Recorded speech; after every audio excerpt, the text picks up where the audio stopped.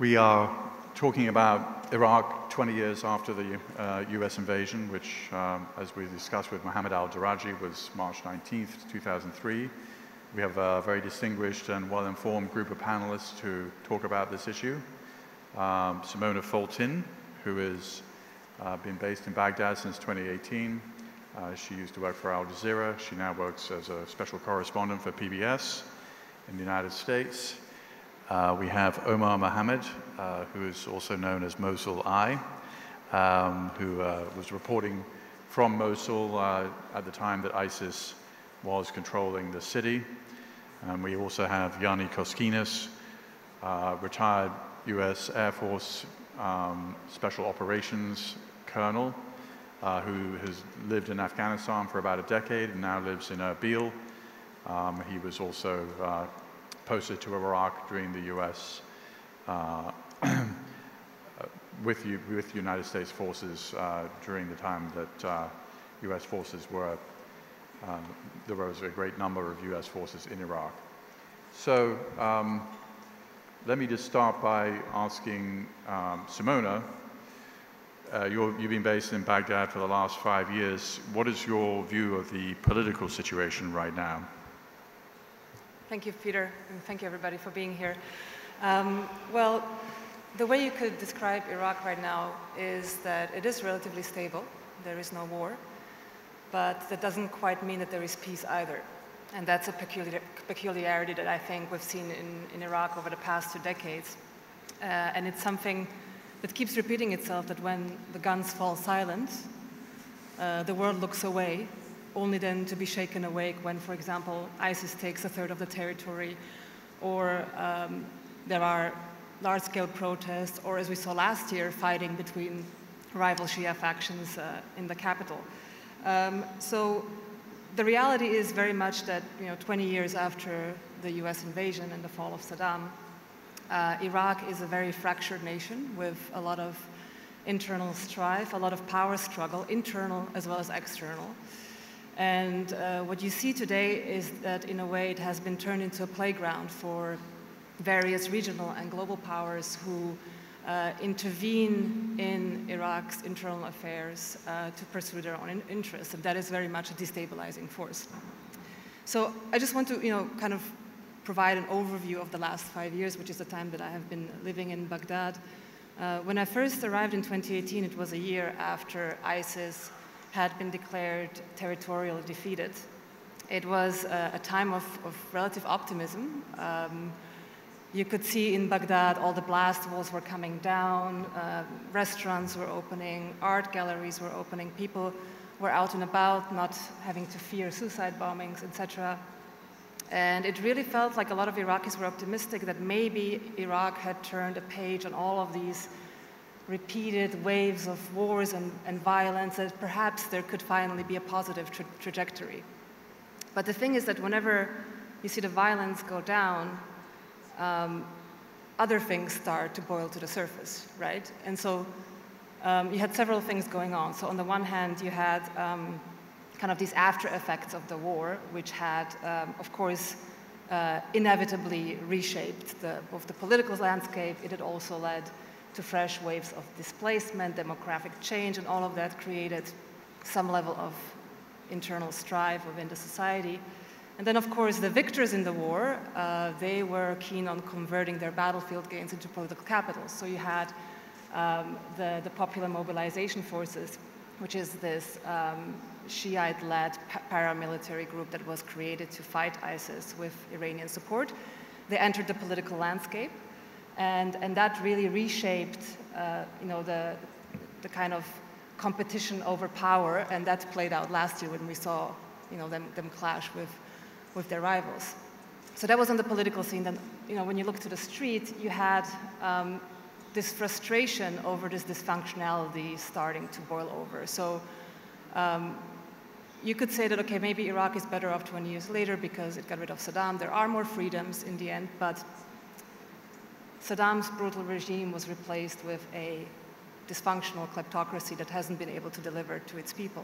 A lot of Iraqis are unemployed, they can't find jobs, education and healthcare are in a pretty dismal state, And so we saw a mass demonstration movement take place in 2019, which was called the Tishreen movement. And it really seemed like a watershed moment at that time because you had these Shia youth rising up against the Shia leadership, and that hadn't really happened. So it seemed like there could be some kind of change that would take place. They did force the prime minister then to step down. And now you have to kind of, over these internal dynamics, then you have to put another layer on it, which is the geopolitical layer, right? So at the same time, President Donald Trump comes into office, you have the maximum pressure campaign against Iran. And all of these things really affect Iraq because you have different regional and global powers propping up different sides, supporting different sides. And the way the protest movement was, it was very much politicized in a way because it was seen as this Western-backed movement that was opposing Iranian influence. And at that time, you had the prime minister who was relatively close to Iran. So all of that kind of became just like this very complicated conflict that that basically then spiraled into, you had this violence against the demonstrators, you had tit-for-tat attacks between US forces and Iran-aligned groups.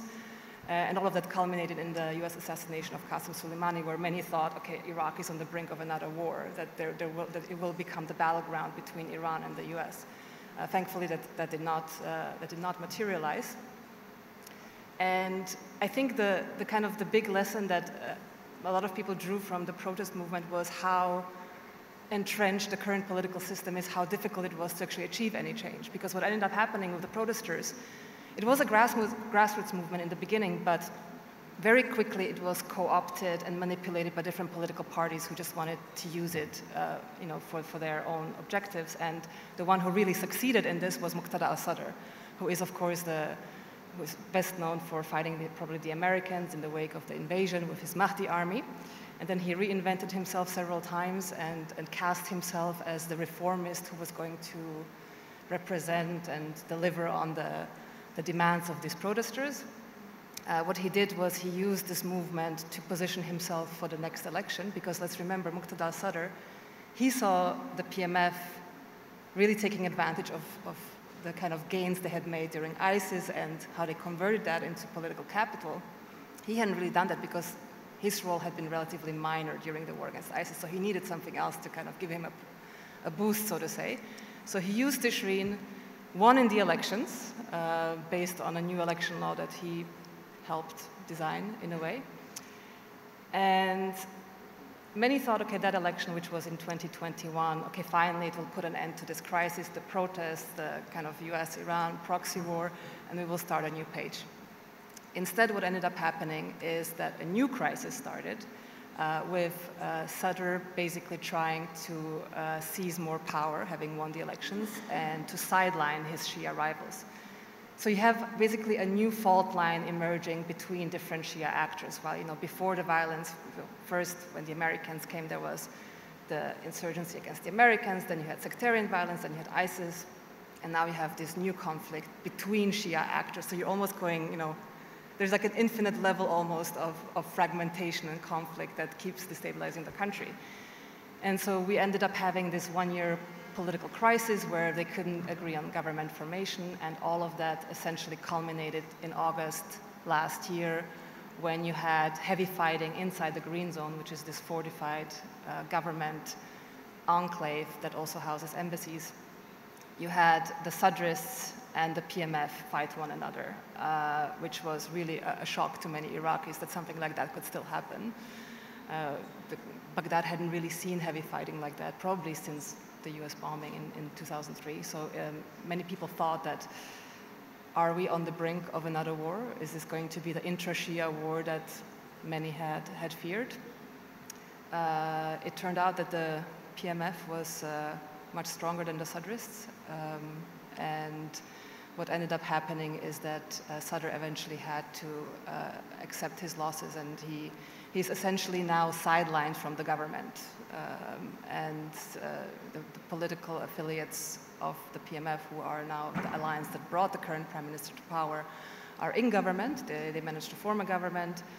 There is a prime minister who has, I think, put forth, an interesting program. The question is whether he will be able to deliver it, because, you have Muqtada al-Sadr on the outside. And it's kind of a boogeyman for everybody, that we know that he can rouse the streets just like that with just one tweet.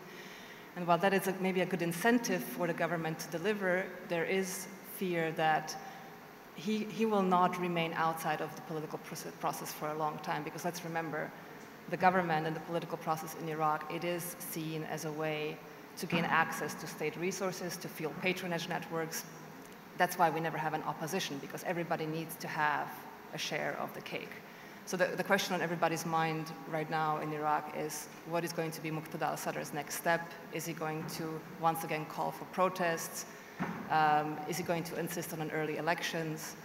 So again, while we have this stability where everybody kind of leans back and thinks, okay, we have a government, things are fine, it is really just a matter of time until something happens again. And this is why Iraq deserves the continued attention of the world, because it's a very important country for the regional stability. So yeah, we will see what will happen next. Thank you. So Omar Mohammed, can you tell us a little bit about how you have seen, you reported at great personal risk as Mosul I when Mosul was controlled by ISIS. Give us your assessment of the last several years and where Iraq is going. From where do you want me to start?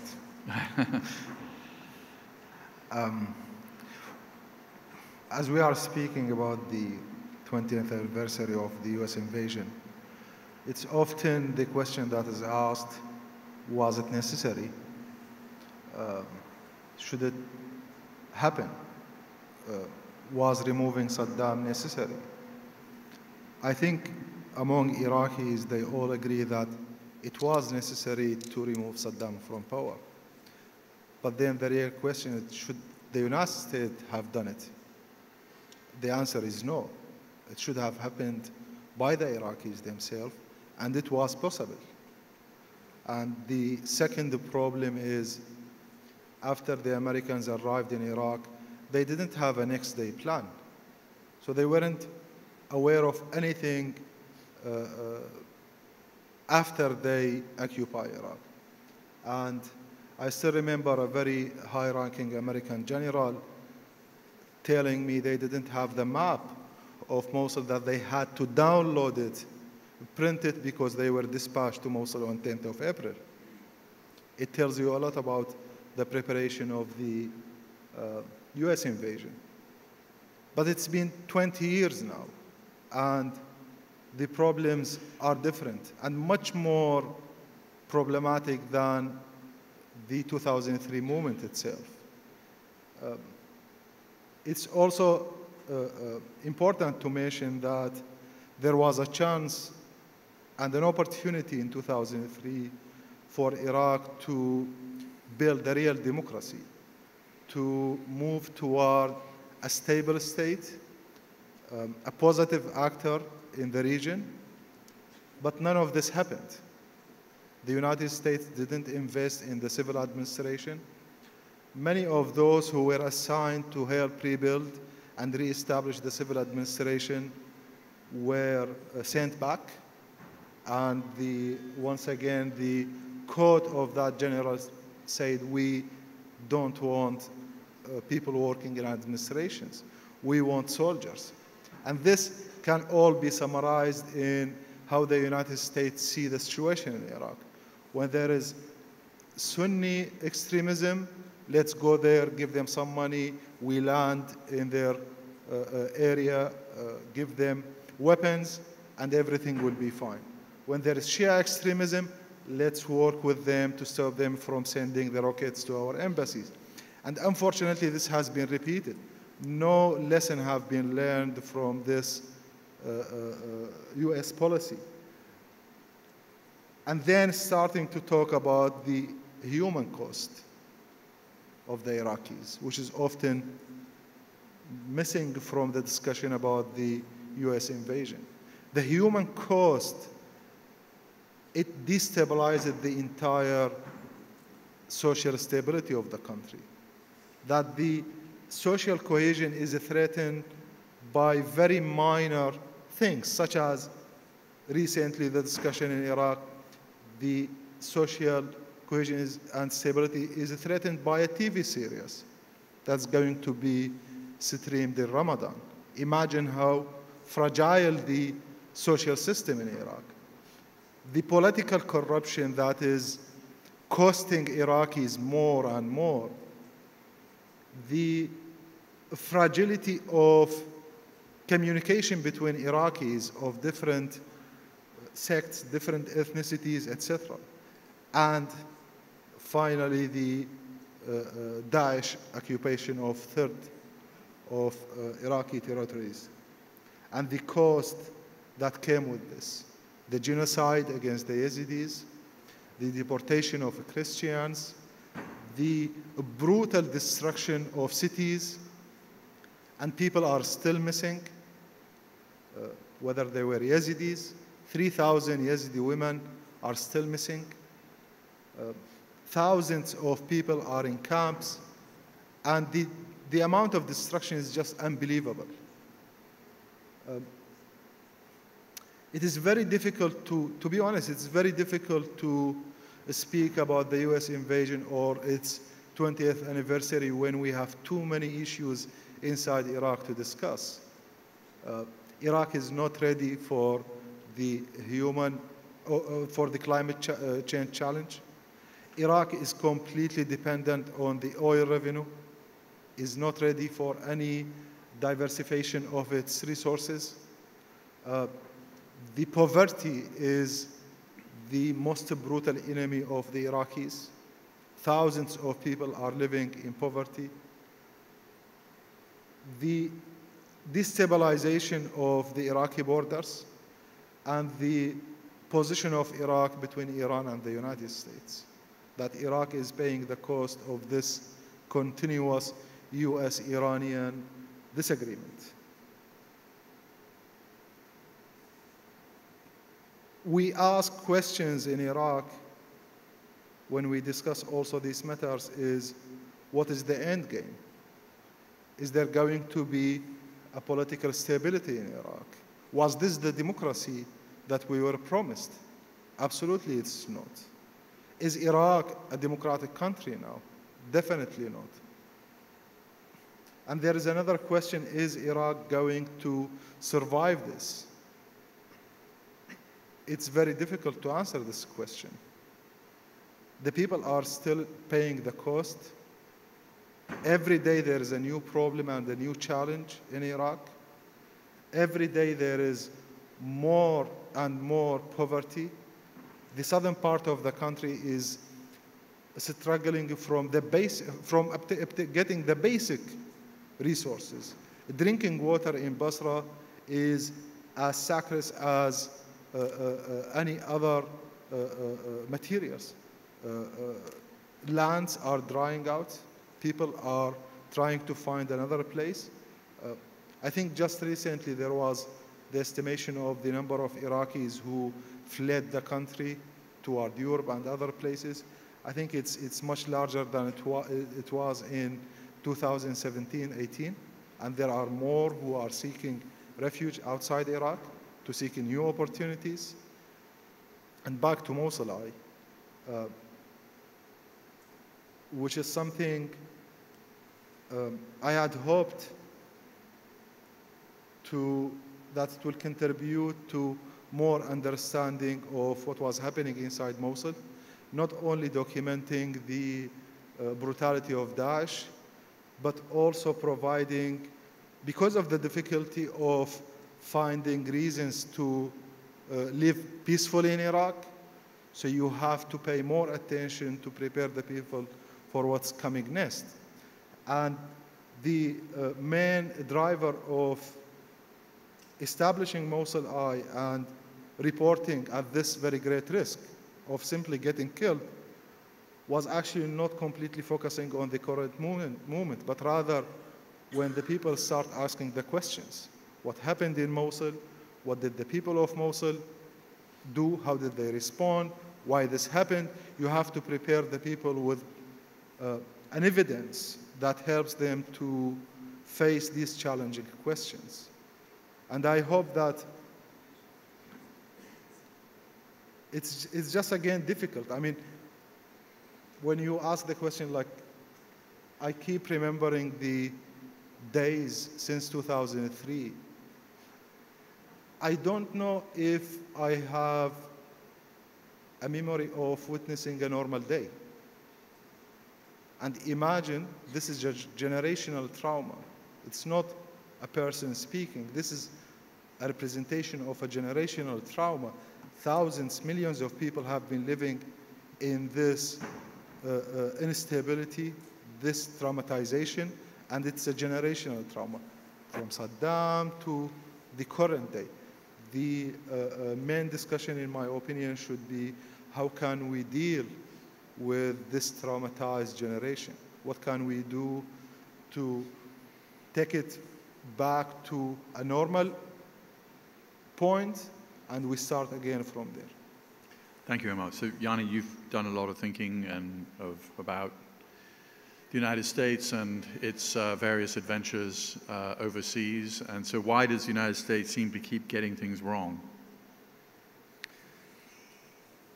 The United States, oddly enough, doesn't necessarily get it all wrong. I think, and obviously I don't necessarily speak for the U.S. government or policy in general, but my comment on it is that we tend to get some things right. Like, for example, in 2003, when the invasion happened, if you look at it from the perspective that perhaps somebody in the administration thought that Iraq is very important in the region. In fact, I could argue it's perhaps the most important country in the region at the time, and say we need to do something about Iraq. That in of itself is not necessarily wrong. It's the application of how you go about it that's incredibly problematic. And I think at the core of it is that the U.S. policymakers' intentions being perhaps good, let's assume that, I think that the understanding of the environment that they're about to enter is absolutely ridiculously bad. Which is ironic if you think about it in the context of since 1990, at a minimum, we have been somehow focused on Iraq, whether it's the countering the invasion of Kuwait, whether it's Operation Southern Watch, later Provide Comfort, later Operation Northern Watch. Some people have been focused on Iraq for some time. And yet, in 2003, when it's time to, again, the National Command Authority orders something, somebody has to do something about it, the approach to how to go about it was incredibly flawed and ill-prepared. So why is this happening? I think is the most pertinent question. And I think part of the trouble, at least, I grew up in the military and in the policy associated with defense. Part of it is that, we tend to think that we can actually fight these wars in an expeditionary fashion. We tend to think that we can just sort of prepare the package that's going to counter the threat, and then after a year, somebody's going to rotate out and somebody new is going to come in. In some cases, after 3-4 months, some people come in, and then you get this transactional short-term thinking, and you don't have the basic understanding of the environment because, you don't have that many people in the U.S. government, forget the U.S. military or even U.S. policymakers, that focus on a particular region or even a particular country. The sense of the 1900s Orientalist or Arabist or anything of that sort is gone. It's not present in our current environment. So you have this very veneer, at best, understanding of the environment that you're going in. You think that you can apply some general rules or application of force because hard power is going to, achieve some results. Winning again, with bunny ears on the winning, getting to Baghdad so fast, defeating the Iraqi army so fast, being able to establish yourself as in control of Iraq so fast, there is a level of application of hard power that it can achieve something. The problem is that what happens after? And I think that's one of the things. The expeditionary mindset of the U.S. military and the temporary approach to problem sets and the lack of specialization almost guarantees problems. The second thing is that the U.S. tends to define our enemy, and then we fight that definition. Okay? So when you look at it, you say, okay, we're going to defeat Saddam Hussein. You know, all right, fair enough. After Saddam Hussein, we're going to defeat the insurgency that's built, you know, from the Saddam Hussein remains. Then after that, we're going to fight the Iraqi Shia militias that's going to come then. Every one of these, you're defining a new enemy, and then you just fight that. And you forget the fact that you're in Iraq. I mean, there's 40 million people that are being affected by your targeting of a very small segment of the population every time. So once again, we don't consider the environment that we're operating in. We just tend to go from one enemy to the next, and then you end up with Al-Qaeda in Iraq. And after Al-Qaeda in Iraq, we're like, okay, well, we're done with this. Counterterrorism focus, the lens of counterterrorism is what we're looking at. When we're done with this, it's time to move on. You know, and then obviously the next enemy starts. And now, once again, we're either focused on we're looking at Iraq through the lens of fighting ISIS or fighting Iran. We don't look at Iraq for Iraq. And I think that that's part of the challenge of the way that the U.S. fights wars. And I think it's a major problem. It doesn't work. And yet we continue to approach it in the exact same way. And it's sort of a bipartisan failure because, I mean, Obama made a version of this failure. Obviously, there weren't American troops in Libya, but Libya is still in a civil war more than a decade after the 2011 decision. And then you kind of overlearn from these decisions sometimes, and maybe Obama didn't do anything in Syria because of Libya and because of Iraq. But let me ask you just one quick question about the 2,500 American troops that are in Iraq right now. What are they doing, and do you think, I mean, Mohammed al-Daraji just said it, if they left tomorrow, it wouldn't make any difference. I mean, so that's kind of an interesting perspective, but... Yeah. I mean, respectfully, I disagree with that. Yeah. I don't think that disengagement is the right approach for the U.S. Yeah. I think that in the world of great power competition, strategic competition, integrated defense, however you want to describe the world that we live in, disengagement is absolutely the wrong thing. I mean, if you think that the U.S. doesn't know the environment, if you accept my premise that we may have good intentions, but you don't understand the environment, losing the 2,500 is not going to increase the understanding of the environment. If anything, it's going to decrease it. Also, you know, there's, like it or not, the U.S. has been exporting security cooperation of some sort for a long time. It is part of the way that we enter relationships with countries. You know, so security cooperation in Iraq is an important statement. The problem is that we tend to, again, apply the security cooperation with an enemy in mind, not with an ally in mind. If you think about Iraq from how do we strengthen the institutions of the army, how do we strengthen the institutions of counterterrorism, the Iraqi Counterterrorism Service, the Ministry of Interior, their intelligence service, if you think about it, how do we strengthen those institutions, then staying there makes sense. But if you think of it in terms of purely countering Iran or countering ISIS in of themselves, I think that that's where the argument starts falling apart. Okay. So on Iran, Simona, did Iran win this conflict? Yeah, I mean, it's a complicated question. What's the headline? It definitely increased its influence in Iraq, but I think so did other powers. As I mentioned in the beginning, I think In a way, Saddam, he may have been a brutal dictator, but he was also a bulwark against external influence. He kept a lid on some of these extremist groups like Al-Qaeda, for example, who then mounted their insurgency against the American forces. Is that better? Okay. So I'll just go back and repeat a little bit. So Saddam, in a way, he was a bulwark against external influence, not just Iran. And when he was removed, you had all of these groups that had been suppressed start to resurge, including Al-Qaeda, including some of the Islamist parties. So Iran definitely has more influence in Iraq, but it's also, if you compare it to other countries like the United States, for example, it is in a way more natural because it is a neighbor after all.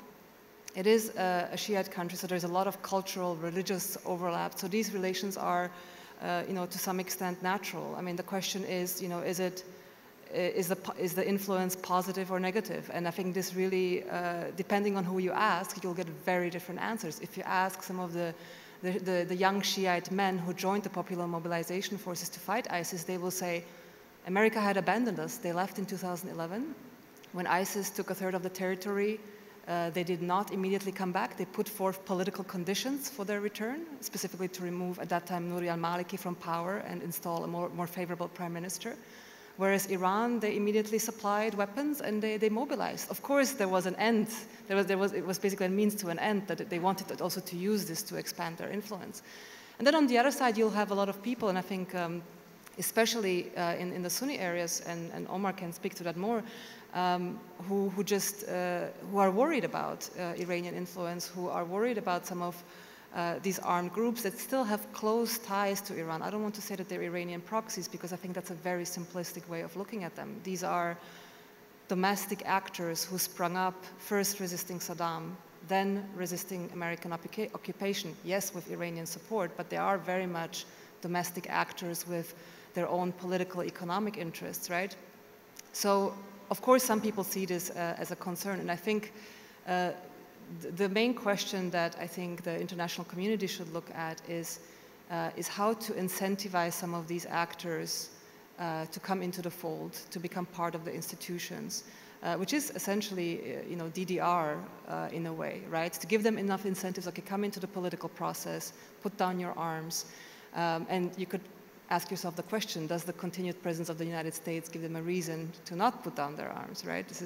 We probably need a prolonged period of stability for these actors to feel comfortable to put their weapons away, because the weapons are in a way an insurance policy, right? To get their interests represented. So I think it's natural that there is Iranian influence. I think the question is how to strengthen Iraq's institutions so it can protect its sovereignty. And not just against Iran, you have Turkey. So see, this is the thing, we always talk about Iran. Turkey has built around 80 military bases and outposts in northern Iraq, and hardly anybody talks about it.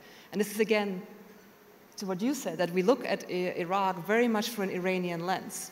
But its sovereignty is being violated by not just Iran. You have Turkey in the north, you also have Gulf countries vying for their interests. So it is just a general pattern that we're seeing, all these powers trying to meet their interests by meddling in Iraq's affairs. Omar, your view? It's fair to say that, of course, with the many mistakes of the United States and the transition of power in 2011 when Obama administration began empowering the pro-Iran regime, which started with Maliki and led to all these disasters. It's just fair to say that Iran is now in many ways in control of the Iraqi politics. It is temporary because Iran is already going through many problems, and hopefully it will not be controlling Iraq forever. Unfortunately, the militias are now in control of the political scene in Iraq.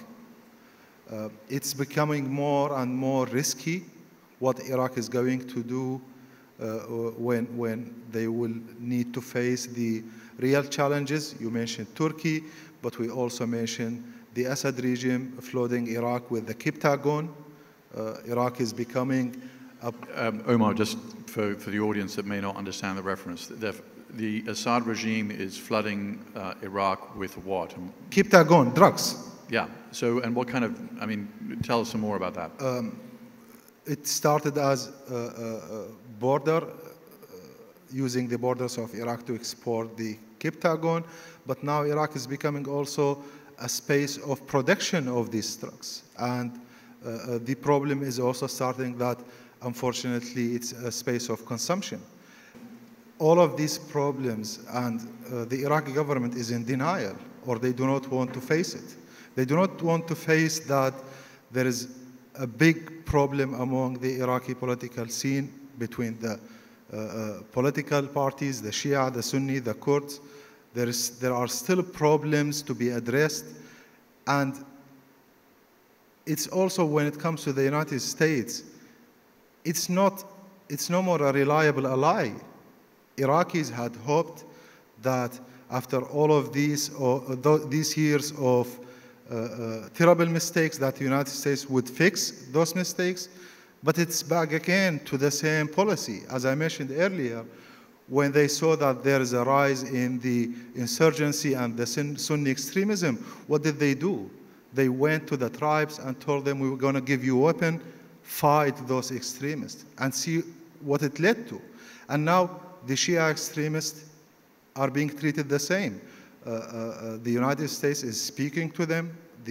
Unfortunately, recently, even the head of the United Nations appeared with one of the U.S. designated terrorists.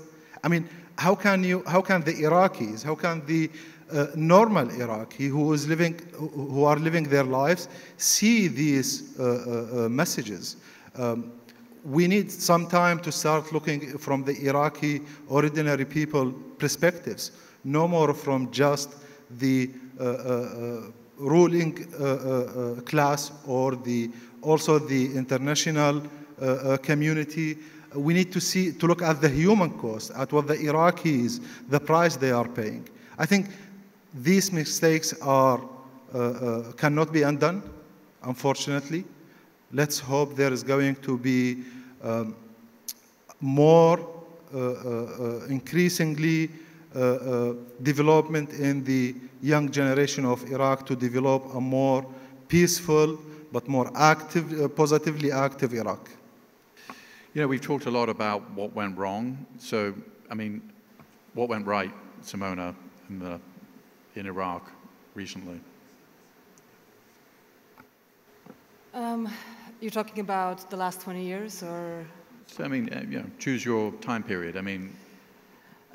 So it's interesting because I've been doing a report for PBS about how different people have been affected by the last 20 years, and I don't like asking them the simplistic question of what would have been better, because I mean, before Saddam was not an ideal situation. Currently, it's not an ideal situation, right?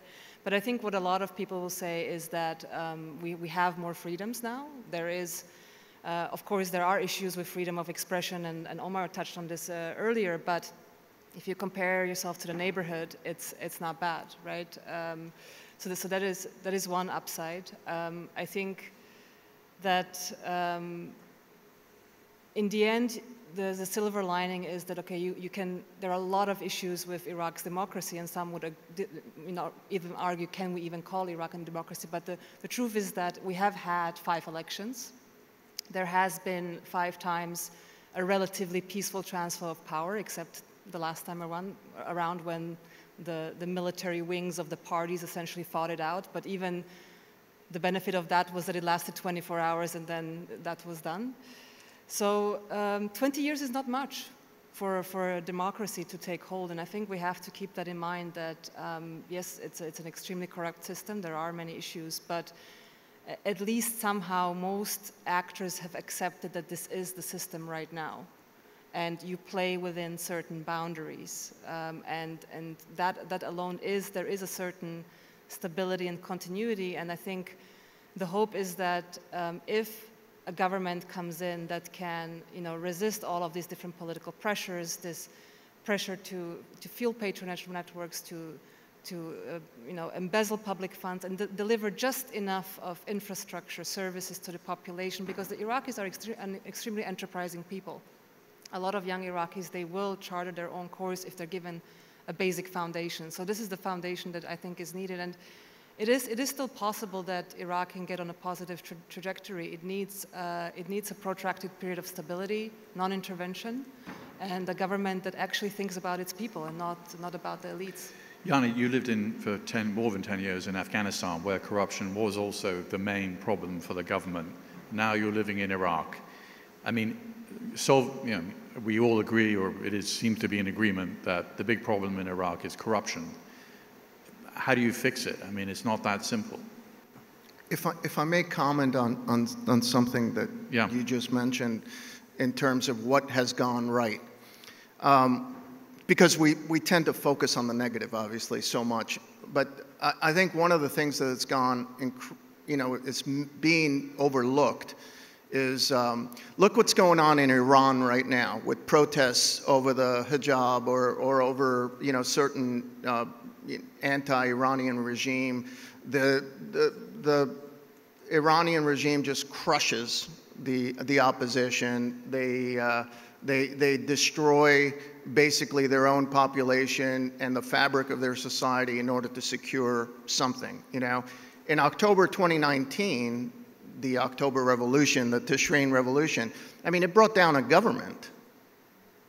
So if you think about it in the context of the Iraqi youth, if you look at it from the fact that they have been unchained from this Saddam Hussein institution and state enterprise that suppresses so well the average person that sticks their head above the waterline. I mean, we cannot ignore that has happened. Now, what is unfortunate is that we have not capitalized on this. We've not reinforced it. We've not amplified the importance of those voices. And when we, the West, the US, UN, does not appreciate that and place emphasis, although when you place emphasis on it, there's a possibility we'll screw it up. But let's assume that we may actually inject some positivity because they're looking for support. These entities are looking for somebody to say, this is a good thing what you're doing, And what happens is that when we don't engage, somebody else will. And in some ways, those movements that started off so well have been perverted in some ways. They've been, taken over by certain entities. So the influence of the purity of that thing has, in some ways waned. But we can't ignore the fact that it happened, okay? But to answer your question about the corruption, I think it's too difficult from an external perspective to just arbitrarily say there's corruption. And I don't think that we're going to weed out corruption no matter what we do in Iraq or any other state of that variety. The question is, do you provide sufficient incentives to people to actually reduce corruption in some way? It's not a weeding it out entirely. It's actually suppressing it to the point where the state can function. So I hope I answered your question, albeit tangentially. I think Omar had something. Omar. I think that's the main point here. There is a huge disconnection between what the Iraqis, especially Tishreen, is thinking about this system. It's a dysfunctional system, while the international community thinks that they can salvage this system. They think that this system can still work. They say, we can work with this system. There are flaws, there are problems, there is corruption, but we can still work with it. And that's the main problem, is that when it comes to the Iraqis, whether the young political movements or the Iraqi population, they know and they have experienced this for over 20 years. It's a dysfunctional system that cannot be fixed because it's all based on problems on mistakes after mistakes, without thinking about addressing them. I think also what you mentioned is that the West or the international community has to show some kind of support to those uprisings such as the Tshiri. I think this is also a problem because it might jeopardize those movements. They have to be genuine. They have to have the agency. They have to do it themselves without this kind of perceived support, because it creates problem, and it can be used by this corrupted system to crack them down. I should have mentioned this earlier, but Ambassador Fareed Yassin was going to be part of this panel, and unfortunately he had a personal commitment in the United States that prevented him from coming. Let me ask all of you, sort of the big news this weekend is that China brokered a deal between Iran and Saudi Arabia. They're going to open embassies, they're going to establish diplomatic relations. This is probably the biggest diplomatic intervention the Chinese have done probably in history in the Middle East, certainly as far back as, I can't even think. I guess there's sort of A, what does this mean for Iraq? B, what does it mean for the region? C, what does it mean for the Chinese essentially pushing aside the Americans as the main regional hegemon? So I'll start with you, Simona. So I think it is a very good thing for the region and for Iraq specifically, because as I mentioned before, Iraq suffers from being the battleground for all of these conflicts. So if you have two major regional powers coming together, reopening diplomatic relations, it means that the previous tensions will not be taken out internally. Whereas before you had these issues of each side propping up certain politicians, financing certain politicians, contributing this internal divide. This kind of sets the foundation for Iraq having normal ties with all of these countries, being able to engage with them, being more open to investment from all sides. And I think the current government, and I think also previous governments, they really want to try to seek to have a balanced relationship with all countries in the region. So I think this is something very positive. In terms of China, I think China's role currently in Iraq, it's mostly economic. They don't have a lot of political weight, but I think overall, I see the role of the U.S. in Iraq has been decreasing, and it's partly a function of reduced military presence. It's partly a function of its shifting focus towards China and Russia. So I think this is probably like a trend that we will be seeing in the future. But I think it is important for Iraq to focus on good relations with all of its neighbors, because it will lead to greater internal stability. Yeah, I totally agree with Simona, and I think the best way for Iraq to survive all these regional and global tensions is by maintaining same relationship with every country. Iraq can only survive when we have the same relation with the United States, with Iran, with Turkey, and with the others. Otherwise, Iraq will always be a battleground for these global powers. There's a lot of things to unpack with this move, in part because obviously we're talking about it in the context of Iraq, but there is other regional implications, and in fact there's also implications for each one of those countries at play. I think, first of all, China is branding it very well in terms of its importance. I think that Iran and Saudi cooperation of sorts has been in the works for a long time. I think that last year the U.S. was heavily involved in some relationship building in the background, because we cannot obviously play the card of the Iran, kind of broker. We're not in the position to do that. But in terms of Saudi, Iran, through Oman, and a lot of coordination.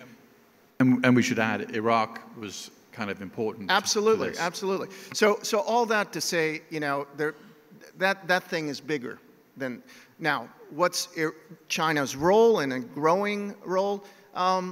I think that I'm not as worried about it as I think some people are making out. And I think it's a big deal. I mean, I don't want to underplay it, but I'm not as worried for two reasons, three.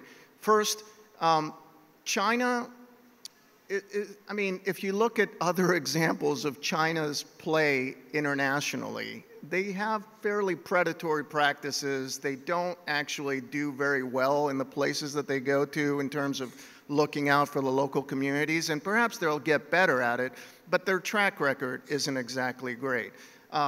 When Western countries go into a place, they have foreign corrupt practices. The British have similar something. We follow certain rules. Suitcases of money showing up to ministers is not exactly something that doesn't happen with the Chinese. So I would argue that if you're looking to stem out corruption and you deal with the Chinese, it's probably not going in the anti-corruption pendulum. The trending is not that way. But to say that they have not been engaged in Iraq is it's probably a false assumption, because they have been heavily engaged. And they have been engaged through the pro-Iranian entities. They have been engaged when you see the various parties and resistance factions actually advocating for the Chinese to take over Al-Fa, or to take over from Daewoo, the South Korean enterprise, or advocating on China's behalf. I mean, you just sit there and go, why would they be talking about? And it's an arrangement of cooperation between China, Iran. China needs energy, significant amounts of energy, so it's going to look for it in the Middle East. So the last one is, I think that they sense a void. When the U.S. says we're going to pivot to Asia, or we're going to pivot to Indo-PACOM, pivot from what? I mean, you're not going to pivot away from the center of the energy market. You're not going to pivot away from the Middle East if you're smart, So you could do more than one thing at the same time. You don't have to, place the priority. So it's very difficult to look at it in that way. But again, I would not overthink this China thing. When I came over on the very comfortable business class from Qatar Airways from Washington, D.C., I started watching a movie it's a terrible movie called Section 8, and it begins in an Afghan village, and it says in big letters, Mosul, Afghanistan. And it kind of reminded me about the line. I mean, obviously, if they'd spent $2, 20 seconds, they would have found out that Mosul was not in Afghanistan, that it was a rather important city in Iraq, which, of course, you're from, Omar. But mention of Mosul takes me back to a kind of pretty good question that then Major General David Petraeus asked Rick Atkinson, who's now a very well-known U.S. military historian. He said, tell me, how does this end? So, in the time that we have left, I'm going to start with you, Omar, as the Mosul representative on the stage. How does this end? I honestly don't know. I think it's not the question of how does it end. It's the question, where do we start? And I think the Iraqi government, if they want to establish a functional state, a functional system, if they want to involve all the Iraqis for a better future, I think the Iraqi government needs to start a reconciliation process with the Iraqis. And this reconciliation process requires reforms in the system, requires more attention to the Iraqis and their needs. The suffering of Iraqis in southern Iraq, the suffering of Iraqis in other Iraqi cities, it has to be addressed. But beside that, Iraq also needs to look into a larger threat, which is the climate change. We are still completely dependent on the oil. And I believe in the next 10 years, Iraq will face a bigger challenge, the water scarcity. The climate change is hitting already very hard. I think we need an honest conversation with the government, not a conversation that is based on fear, not a conversation that is based on killing the protesters on the street, imprisoning the others. I think we need to start talking this over. Iraqi government hasn't, all the Iraqi governments weren't able to sit on the table and discuss these questions with the Iraqis. And it doesn't have to be between the Iraqi government and Iran, or the Iraqi government and the United States. I think what needs to start is, as I said, honest, genuine conversation between Iraqis and the government of Iraq. I think that's where we should start. In the interest of time and keeping you on schedule, I will say that it doesn't end, and I will throw out a brief statement of there's this Greek-Egyptian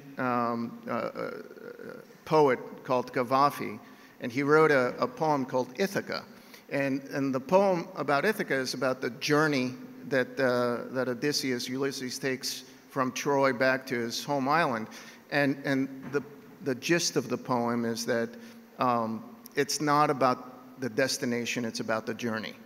And so I don't think it necessarily is about ending, it's about how do we continue in what direction.